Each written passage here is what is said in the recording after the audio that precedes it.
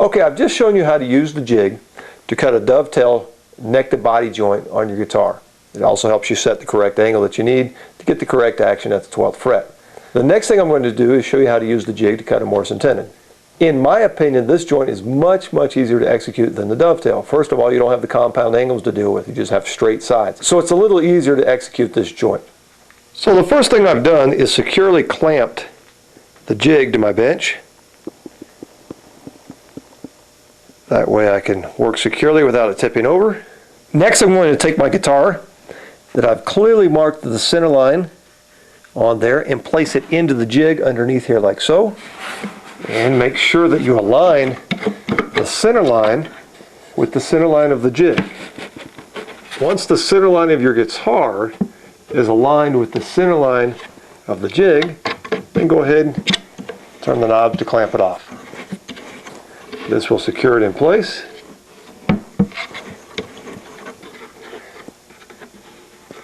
And you just have to snug it up. You don't want to kill it. That will hold the guitar body in place. On the top of the jig, I have swapped out my templates to use the straight cut Mortise and Tenon templates. So when I cut the mortise, just like when I did on the dovetail, I like to cut until I'm about, just a skosh forward of that white purfling line there. So I don't want to go all the way to the binding. I want to come shy of the binding just a little bit, and the actual neck will come flush with the binding. Then with the heel cap, it goes about halfway through the binding, so you have a step down from the back. So I'm going to adjust this template until it gives me the correct depth I need when I cut that mortise. So I have adjusted the template. The router will then come in. It's going to cut just a skosh shy of that binding channel there. And then I've secured it with my set screws on top. Just almost finger tight. You don't need to kill it. Just snug it up. To make the cut, I'm going to be using my router, my plunge router again, with the 5/8 inch guide bushing, but this time I'm going to be using a 1/2 inch straight cut bit. On the dovetail joint, I used a 3/8 inch straight cut bit to hog it out, and then I went with the dovetail bit.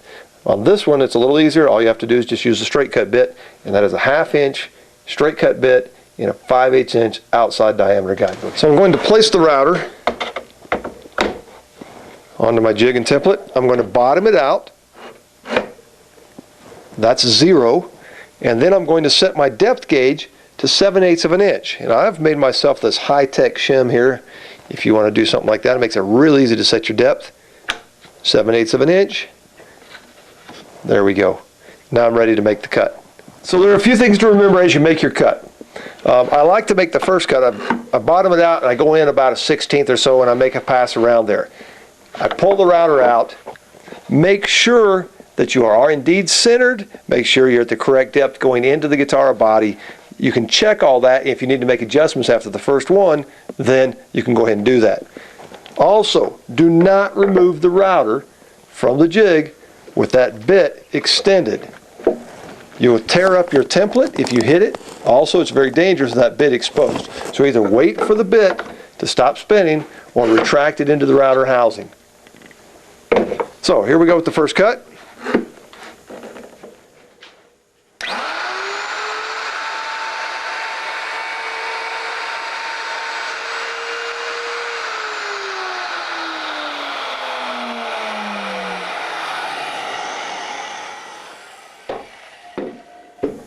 And looking at my cut, it looks good. I am indeed centered.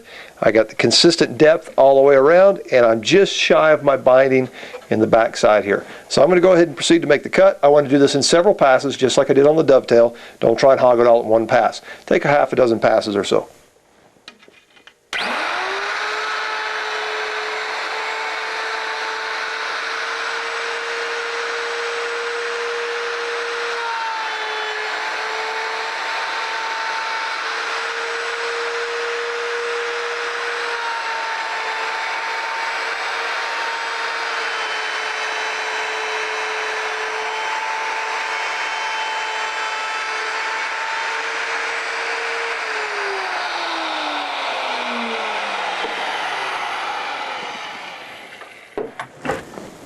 And there's what the cut looks like.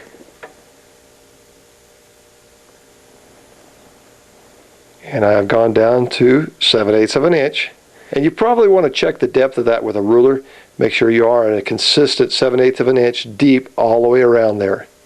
If you're not a consistent depth all the way through there at 7/8 of an inch, it may mean that perhaps your guitar body has tipped or tilted slightly as you clamped it up, and so you may be shallower here and deeper in the back or vice versa. So check all that stuff before you remove it from the jig, because it's real easy to fix now. Everything looks good, so I'm going to go ahead and unclamp it from the jig by loosening my knobs here, and then the guitar body just slides out, and there's what it looks like. So we're kind of past the point of no return here now, because we have got a serious mortise into that guitar body. But everything looks good. It's centered here. It's completely 7/8 of an inch deep all the way around, and I have stopped just short of that binding by 2 to 3 millimeters or so. So everything looks good. Now we can go ahead and set the angle on the shelf and cut the tenon on the neck. So I'm going to now spin my jig around and work on the neck side right there, and I can now reclamp it to the bench. Now here's the neck. There's some prep work that needs to be done. I've drilled 10 millimeter holes for my dowels here. These will then get inserted into there, and then this screw will go on the inside of the guitar and go into here, and we'll hook up with the cross dowel, which is threaded, and that's what's going to be holding the neck on. So you need to do that prep work. I usually come down 1.1 inches and then to the center of that hole, and then 1.1 inches to the center of that hole. I've also got my 14th fret line marked on there, and I bring that hole within about 1 millimeter of that 14th fret line, so it's closer towards that line. That way your bolt is sitting towards the front of the tenon instead of towards the rear of the tenon.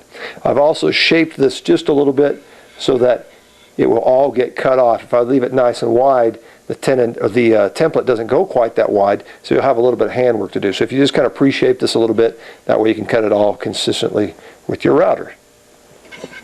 So once again, I place the guitar body on top of the jig, just like we did for the dovetail. I'm going to loosen the knobs down below here, and I'm going to adjust the angle of this angled aluminum piece until I get a 3.5 millimeter gap back here at the saddle location.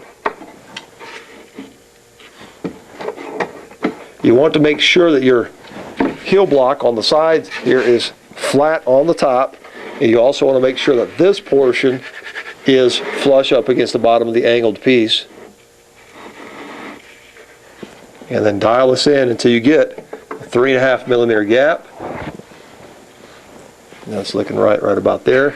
So obviously you have to have your saddle location marked on here.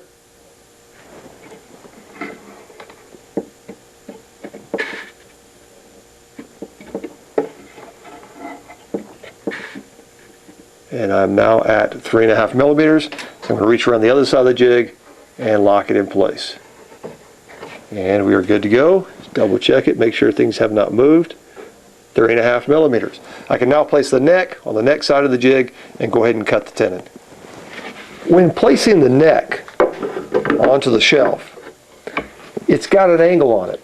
So sometimes you'll be touching the top of the template here, but up front you won't. So you may need to sand or use a miter saw or something to cut a little bit of that angle onto the end of your piece here where the end of the tenon is going to be. That way you can fit up in there flat against the tenon part of the template. So with the truss rod slot already cut, go ahead and place that in there. It lines up with my dowels, and I am perfectly aligned. And just go ahead and use your toggle clamps to clamp it off. So here's a view from the top side. Here's my neck underneath here. Here's my template. If you know exactly how deep that tenon needs to be, then you can just slide this forward until you get the correct depth on that tenon. And mine needs to be about 78 millimeters, so I can just line this up and cut it exactly to the correct depth. That looks about right there. Now, it doesn't have to be done this way. You could just leave this thing sticking out here and just go ahead and cut it, and then get a chisel and nip off the end of your tenon to set your depth, how far it slides into the body. That's very easily done as well. So I'm now ready to make the cut. So I've got my router on here. Once again, I'm going to set my depth. I'm going to bottom it out. And then I'm going to come in with my high-tech shim, set it on my depth gauge, 7/8 of an inch, lock it in place, pull the shim out. I can now cut that. I also want to do that in several passes, just like before.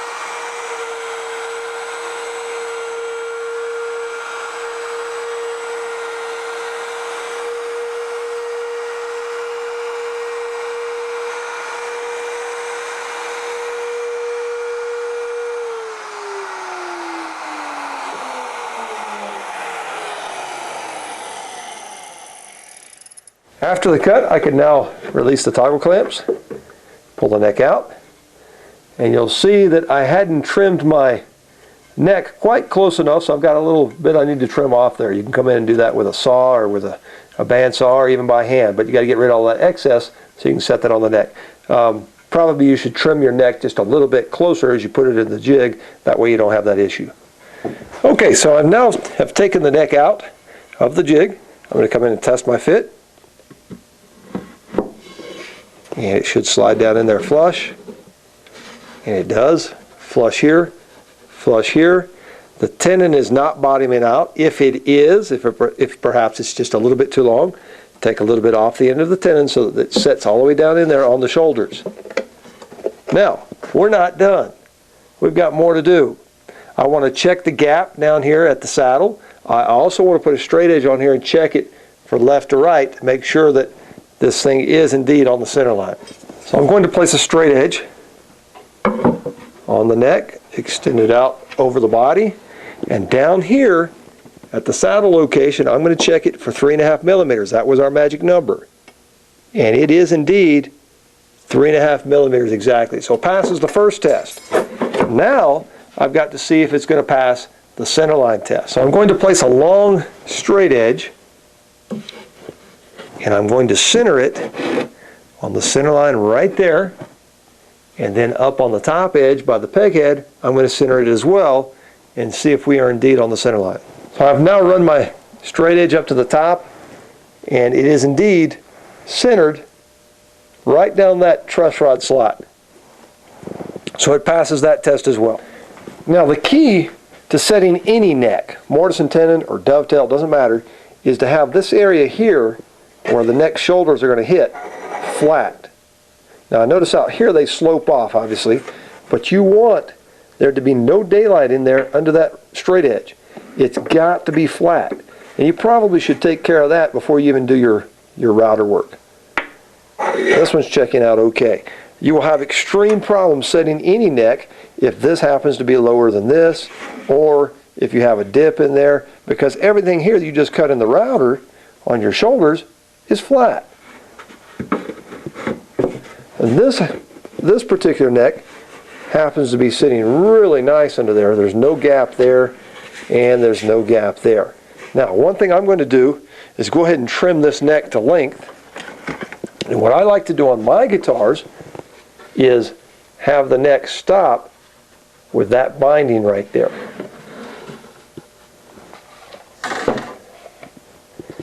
So I'm just going to come in and mark where that hits the binding. And when I trim that off, I'm going to trim it at a slight angle because this back comes in at an angle. I'm just going to trim it at a slight angle like that. Now, once you trim that off, that's what it looks like. Comes right about flush with that beginning of the binding there, and it's got a slight angle as you can see. So then you can come in and add your heel cap or do whatever you want to do there and bring it about halfway up through the binding. Now, this particular neck is sitting perfect. There's no gap whatsoever on either side. But if you need to come in and do a little flossing work like you did on the dovetail, just come in like so. Pull the piece under there like that. And that will help the shoulders conform to your side profile. Now, if you've got a lot of this to do, then there's probably something wrong with your construction technique or your prep technique. If this is flat, then this process goes a lot easier. On this particular guitar, fits perfectly, didn't have to do any work at all, just fit right in there. Now, if you find yourself having to do a lot of flossing, rather than sanding an inch or so of end grain in there, go ahead and relieve it like I did on the dovetail. Relieve it back up in there a little bit, figure out what the width of your fretboard is going to be here, figure out what the width of your heel cap is going to be here, and then come in with about 1 millimeter or so of that line and relieve it back up in there. That way when you do your flossing, you're just flossing the end grain out here on the edge, and it goes very quickly. Now be careful, if you do too much flossing, you can swing that neck left or right and get it off your center line. Also, if you do a lot of flossing back here, you'll start to get a gap back here, and you could adjust the angle. And the technical term for that is bad. So my next step is to go ahead and drill my holes here. That way the screw has access to the actual dowel, cross dowel that goes in there. And then I'm going to transfer those holes down into here and drill those as well. Then I'm ready to bolt the neck up. Now to drill these holes, all I've done is just kind of eyeball it, got myself some crosshairs on there so I can hit it with the actual bit. And what I'm going to do is I've chosen a bit that is just a skosh bigger than the actual thread size of my bolt. When I drill this, I'm going to go in until I hit the other side of the cross dowel hole there and go into that just a skosh in case my screw or my bolt needs to extend into that slightly.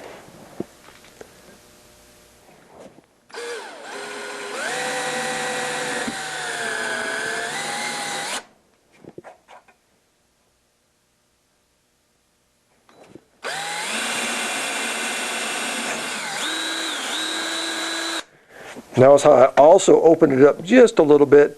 That way if there's any misalignment, you got a little bit of wiggle room in there. So now I can go ahead and insert the cross dowels. You'll notice that one side is slotted. That helps you align it if you need to. And those are going to be nice and snug in there. If you need to open them up just a little bit, then you come in with a rat's tail file or something and just kind of a rounded file and kind of open that up. Be very careful that you do not touch the shoulders with your file.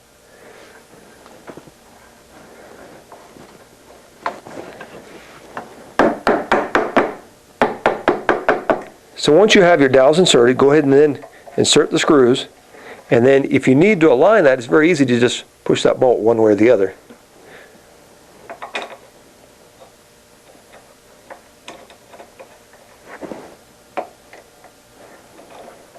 There we go. Now we can transfer those holes into the actual mortise pocket on the guitar, and then we'll be ready to bolt this on. So for drilling the hole here, I'm going to step the drill bit up a couple sizes. That way I've got a little bit of wiggle room. I've transferred my lines into there so I know exactly where to drill. Also, if you place a small block up against your heel block in there, while you're cutting this, you won't blow out the inside of the block, so it looks a little prettier.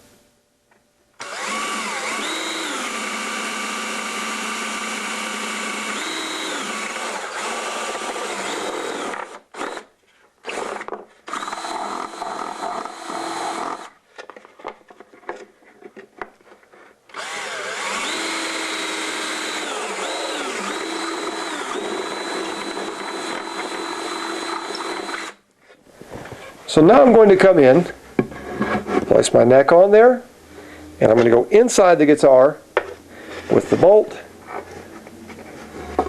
See if I can find the hole first. Doesn't matter which one you do first, the top one or the bottom one. Here we go. That will go on like that, and then you can snug it up on the inside. So once I have the neck bolted on, I'm going to place my straight edge along it and once again come in and check that gap. Make sure everything stayed the same. It has. I'm at 3.5 millimeters, which is the target that I shoot for on my guitars. That's the gap I want. Now I'm also going to check it for left and right to make sure it hasn't moved that way. So here's my straight edge. I'm going to place it on the center line of the top.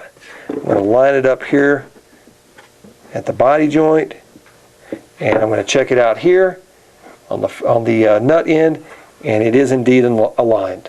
So mission accomplished. There's what the finished product looks like. No gaps here around the edges. Everything's nice and snug.